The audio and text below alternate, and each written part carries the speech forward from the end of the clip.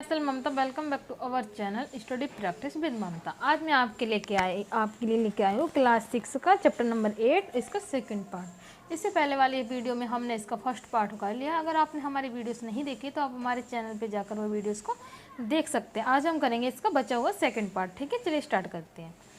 रामलिंगम और करुथम्मा, ये कौन है? रामलिंगम जो है एक जेंट्स हैं, ठीक है, और ये उनकी पत्नी है करुथम्मा।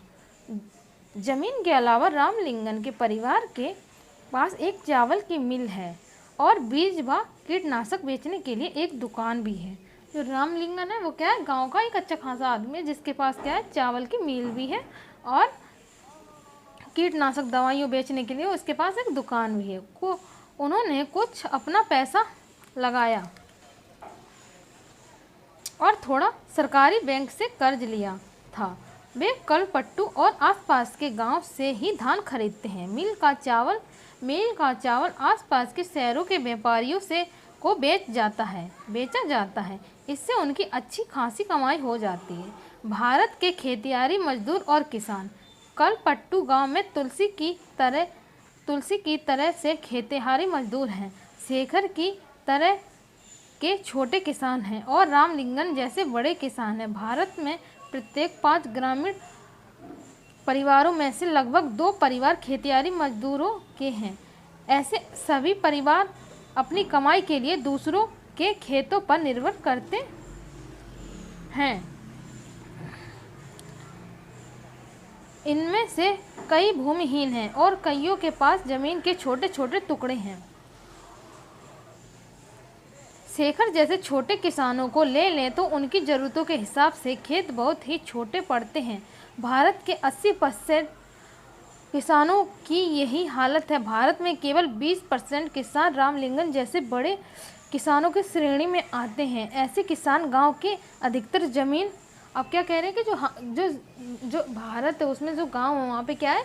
सिर्फ 20% किसान ही हैं जो अच्छी खासी कमाई करते हैं, जो इनका अच्छे खासी खेत है, जमींदार है। बाकी का 80% किसान है वो गरीब, ठीक है, गरीब तबके से आते हैं, खेती करते हैं। उनकी उपज का बहुत बड़ा भाग बाजार में बेच देते हैं। कई बड़े किसानों ने अन्य काम धंधे भी शुरू कर लिए हैं, जैसे दुकान चलाना, सूद पर पैसा देना, छोटी छोटी फैक्ट्रियाँ चलाना इत्यादि। अब हम यहाँ पे पढ़ेंगे। हमने कलपट्टू में होने वाली खेती के बारे में पढ़ा है। ग्रामीण क्षेत्रों में खेती के साथ साथ लोग जंगल की उपज और पशुओं आदि पर भी निर्भर रहते हैं। उदाहरण के लिए मध्य भारत में कुछ गांव की खेती और जंगल की उपज दोनों ही आजीविका के महत्वपूर्ण साधन हैं। महुआ बीनने, तेंदू के पत्ते इकट्ठे करने और शहद निकालने और इन व्यापारियों को बेचने जैसे काम अतिरिक्त आय में मदद करते हैं। इसी तरह सरकारी समिति को या पास के शहर के लोगों को दूध बेचने भी कई लोगों के लिए आजीविका कमाने का मुख्य साधन है। समुद्री तटीय इलाकों में हम देखते हैं कि पूरे के पूरे गांव मछली पकड़ने में लगे हुए हैं। अरुणा और पारिवेलन के जीवन के बारे में पढ़कर मछली पकड़ने वाले एक परिवार के बारे में थोड़ा और जाने। यह परिवार कलपट्टू के पास पुटुपेट नाम के गांव में रहता है। अब कलपट्टू में एक कौन सा गांव है? पुदुपेट नाम का गांव। अब हम यहाँ पे पढ़ लेते हैं क्या है? नागालैंड की सीढ़ीनुमा खेती। जो नागालैंड में खेती होती है वो कैसे होती है? सीढ़ीनुमा। यह एक गाँव है जिसका नाम है चिजामी। यह नागालैंड के फेक जिले में है। इस गाँव में रहने वाले लोग चखेसंग समुदाय के हैं। वे सीढ़ीनुमा खेती करते हैं। इसका मतलब है कि पहाड़ी की ढलाऊ जमीन को छोटे छोटे सपाट टुकड़ों में बांटा जाता है और उस जमीन को सीढ़ियों के रूप में बदल दिया जाता है। प्रत्येक सपाट टुकड़े के किनारों को ऊपर उठा देते हैं जिससे पानी भरा रह पाए। यह चावल की खेती के लिए अच्छी होती है। चिजामी के लोगों के पास अपने अपने खेत हैं, लेकिन वे इकट्ठे होकर एक दूसरे के खेतों में भी काम करते हैं।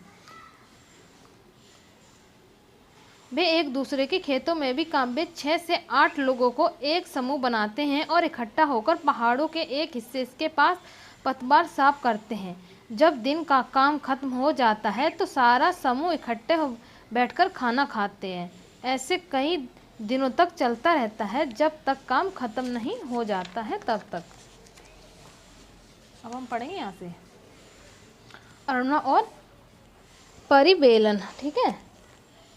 पुदुपेट कलपट्टू से ज़्यादा दूर नहीं है। यहाँ लोग मछली पकड़कर अपनी आजीविका चलाते हैं। उसके घर समुद्र के पास होते हैं और वहाँ चारों ओर जाल और कैटामैरन मछुआरों की खास तरह की छोटी नाव होती है। कैटामैरन क्या है? मछुआरों की एक छोटी सी नाव। ये वाला याद कर लेना। पंक्तियाँ दिखाई देती है। सुबह 7 बजे समुद्र किनारे बड़ी गमागमी रहती है। इस समय सारे कैटामैन मछलियाँ पकड़कर लौट आते हैं। मछली खरीदने और बेचने के लिए बहुत सारी औरतें इकट्ठी हो जाती हैं। मेरा पति पारिवेलन, मेरे भाई और जीजा आज बड़ी देर से लौटे। मैं बहुत परेशान हो गई थी। ये हमारे कैटामैरन में इकट्ठे ही समुद्र में जाते हैं। उन्होंने बताया कि आज वे तूफान में फंस गए हैं। आज जो मछलियाँ पकड़ी गई हैं उनमें से मैंने परिवार के लिए कुछ मछलियाँ एक तरफ उठा कर रख दी हैं। बाकी मैं नीलाम कर दूंगी, यानी उन्हें बेच दूंगी। इस नीलामी से जो पैसे मुझे मिलता है वो 4 भागों में बंट जाते हैं। 3 हिस्से उन 3 लोगों में बांटे जाते हैं जो मछली पकड़ने जाते हैं। बाकी एक हिस्सा उसे मिलता है जिससे नाव और जाल वगैरह होता है। 3 हिस्से उन्हें मिलते हैं जो मछली पकड़ने जाते हैं और एक हिस्सा उसे मिलता है जिसका नाव और जाल होता है। चूँकि जाल कैटामैरन और उसका इंजन हमारा है, वह हिस्सा भी हमें ही मिल जाता है। हमने बैंक से उधार लेकर एक इंजन खरीदा है जो कैटामैरन में लगा हुआ है। इससे यह लोग समुद्र से दूर तक जा पाते हैं और ज़्यादा मछलियाँ मिल पाती हैं। नीलामी में जो औरतें यहाँ से मछलियाँ खरीदती हैं वे टोकरे भरकर पास के गांव में बेचने के लिए ले जाती है। कुछ व्यापारी भी खरीदते हैं जो शहर की दुकानों के लिए मछलियाँ खरीदते हैं। मैं दोपहर 12 बजे तक नीलामी का काम निपटा पाती हूँ। शाम को मेरे पति और बाकी रिश्तेदार मिलकर जाल को सुलझाते हैं और उसकी मरम्मत करते हैं। कल सुबह 2 बजे मैं दोपहर 12 बजे तक काम निपटा पाती हूँ। शाम को मेरा पति और बाकी रिश्तेदार मिलकर जाल को सुलझाते हैं और उसकी मरम्मत करते हैं। कल सुबह 2 बजे से फिर समुद्र की तरफ चल देंगे और हर साल मानसून के दौरान करीब 4 महीने तक वे समुद्र में नहीं जा पाते हैं क्योंकि यहाँ मछलियों के प्रजनन का समय होता है। इन महीनों में हम व्यापारी से उधार लेकर अपना गुजारा चलाते हैं। इस कारण बाद में हमें मजबूरी में उसी व्यापारी को मछली बेचनी पड़ती है और हम खुद खुली नीलामी नहीं कर पाते। वे खाली महीने काटना सबसे मुश्किल है, जिससे साल सुनामी के कारण हमारा बड़ा नुकसान हुआ था।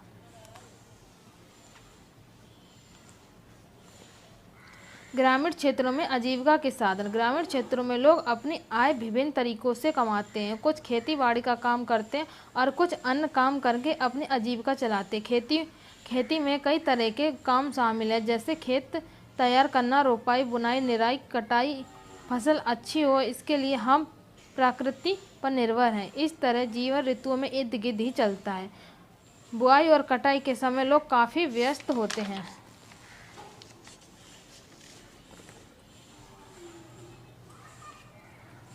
और दूसरा समय काम का बोझ कम रहता है। देश के अलग अलग क्षेत्रों में ग्रामीण लोग अलग अलग तरीके की फसलें उगाते हैं। फिर भी हम उनके जीवन की परिस्थितियों में और उनकी समस्याओं में काफ़ी समानता पाते हैं। लोग कैसे ज़िंदगी बसर करते हैं और कितना कमा पाते हैं, यह सब इस बात पर निर्भर करता है कि वे जिस ज़मीन को जोतते हैं वह कैसी है।